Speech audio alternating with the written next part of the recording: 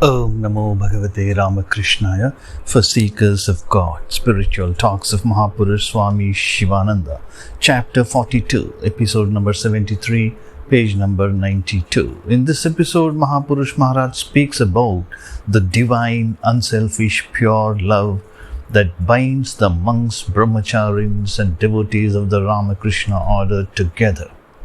Mahapurush Maharaj says, Mother alone knows how and how long that love will work. Place Belur Monastery, time Saturday, August 28th, 1929. It was afternoon and it was raining very hard. Mahapurushji was sitting in his room. Two devotees who were workers of a well-known organization of Bengal had long been waiting to see Mahapurush Maharaj. Because of ill health, he was not able to see very many people. Finally, conducted into the Swami's presence, the devotees saluted the Swami, and one of them said, Maharaj, we have come to have some instructions from you. You are one of the foremost disciples of Sri Ramakrishna. Please bless us. With your permission, we should like to ask you a few questions. Mahapurushji, all right, tell me what you have to ask. Devotee, God manifested himself as Sri Ramakrishna for the good of the world. While he was living in the flesh, Sri Ramakrishna formed an order or group consisting of his intimate disciples to whom he transmitted the entire power he had acquired by his lifelong spiritual practice. That order is still going on. Our question is, how did Sri Ramakrishna organize his disciples and by what tie did he bind them together? Mahapurushji, love alone was the tie by which he kept all of us together.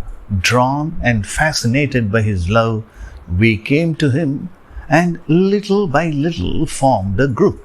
His love for us was so great that in comparison with it, the love of parents and relatives seemed trivial. Even now, his order is being conducted by love. Here, love alone is the common cord that binds all of us together into an order. Devotee, that love by which the Master gathered you together and which he transmitted to you is diminishing and will continue to diminish with the passing of time. How can it be preserved intact? By what means can that stream of love be kept flowing unimpeded for a long time for the good of the world? Mahapurushji, look here.